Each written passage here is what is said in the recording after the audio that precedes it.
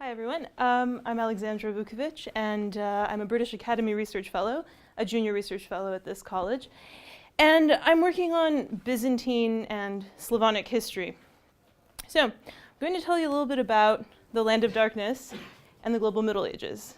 And this all might seem vague, but I'm hoping to throw a few things into relief. So what am I talking about by the Land of Darkness?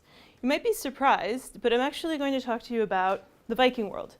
And I'm going to tell you about part of the Viking world which we don't really talk about, which is this part here, known as the Rus states, or early Rus. So these are the Eastern Vikings, and the Eastern Vikings were part of the Viking diaspora. What I mean by Viking diaspora is, as you may know, the Vikings were quite dynamic. They moved quickly, they were kind of semi-nomadic, and they picked up people as they went along. Flew through the British Isles, through kind of Northern Europe, definitely through Scandinavia, but also they made their way down this area, which is roughly now Ukraine and Western Russia. But in the early medieval period, and I'm talking here about the 10th to kind of 12th centuries, this area was known as Rus. Okay? And it's not a kingdom per se. It's kind of a series of, well, here they write states, but sort of a series of kind of fortified towns that came into being really because of the Vikings. And these towns, or polities, really kind of fortified centers, came into being because the Vikings actually, and this is what is quite interesting about this Land of Darkness, used this area for their long-distance trade. And you see how this green line, it goes down to the Caspian Sea and also to the Black Sea. So the Black Sea route took the Vikings to Constantinople, and we have quite a few rune stones, which we find throughout Scandinavia, but we also have one in Crimea on the Black Sea, which attests to Vikings having gone to Constantinople. And it's something like a leg, and he was a great guy, and he went to Constantinople. They're actually very simple, but they give us the main information. So the other route via the Caspian, which, and this is where maps always cut off, where were they going? Well, they were going here. So this is the rest of the world.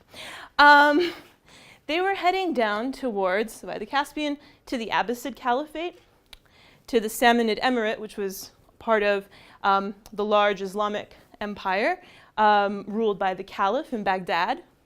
But they were also going even further afield to, we have this area which we call the Tibetan tribes and kingdoms, but really these are steppe nomads. And what were the Vikings looking for here? Actually, what is the number one object that we find in the Viking world? You'll be surprised to know that it's this. So this is a silver dirham, and it's a form of currency from the Abbasid Caliphate. It's a silver coin, and it bears the name of the Caliph, so that's why it's easy actually to date these.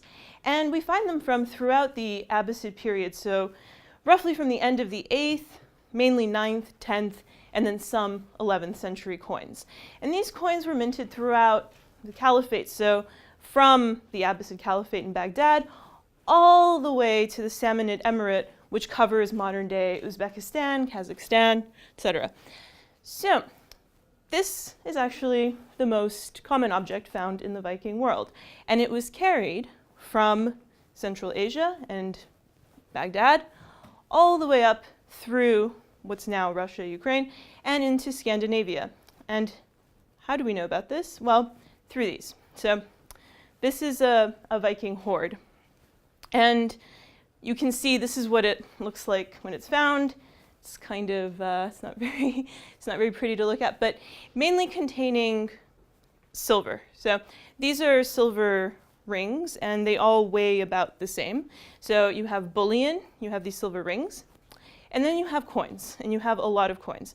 What I'm showing you here is the 1994 Spillings hoard, which was found in Sweden, and it contains something like 14,000 coins, mainly silver dirhams, some coins from the Byzantine Empire, and some of them, as you can see, are kind of cut or they're clipped, meaning that actually what they were doing, they were being very careful. They were cutting them so that they could use parts of them based on their weight, because you could trust the silver content of these coins. Okay?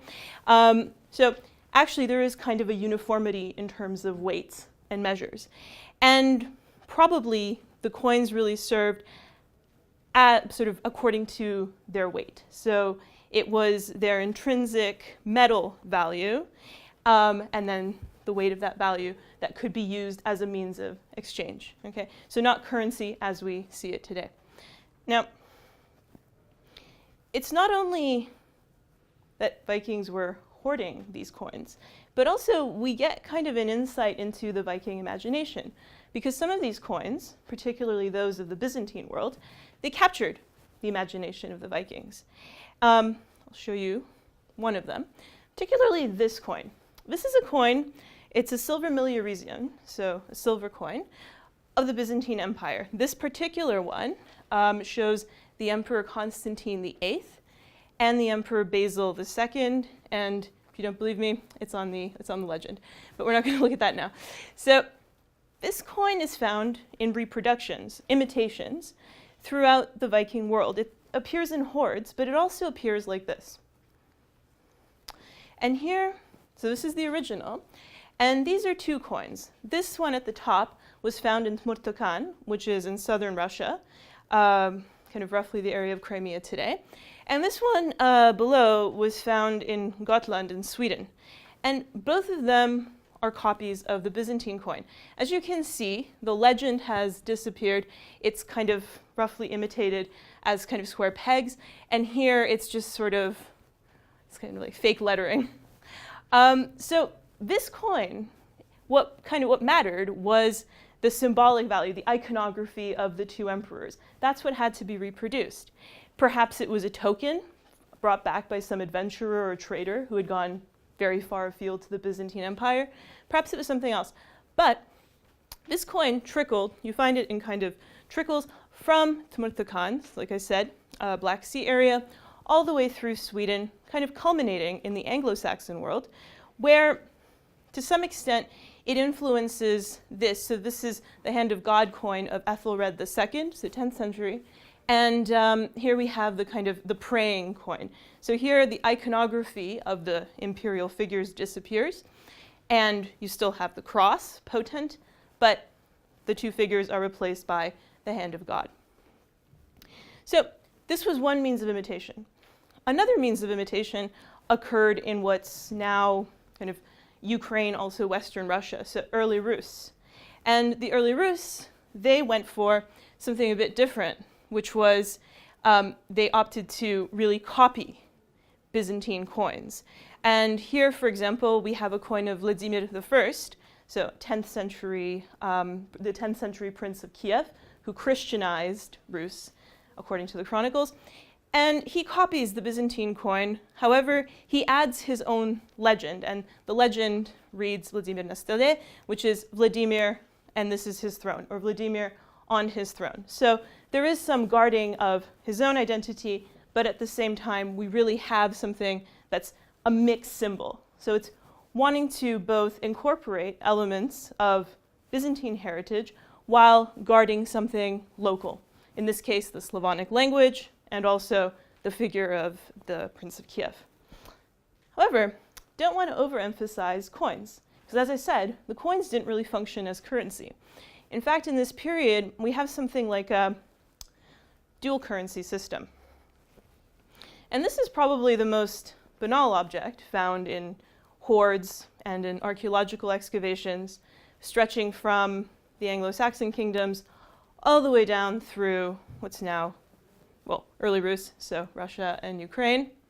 And these are ingots. So possibly some of these dirhams, of which there are approximately 1 million, 1 million have been found in Scandinavia and in Britain, probably some of them ended up like this. And these are sort of bullion. Essentially, these are units of measure. They're about 25 grams each, although they vary based on shape, and they're pure silver, or they're supposed to be. there are many copies. So the question is, why silver?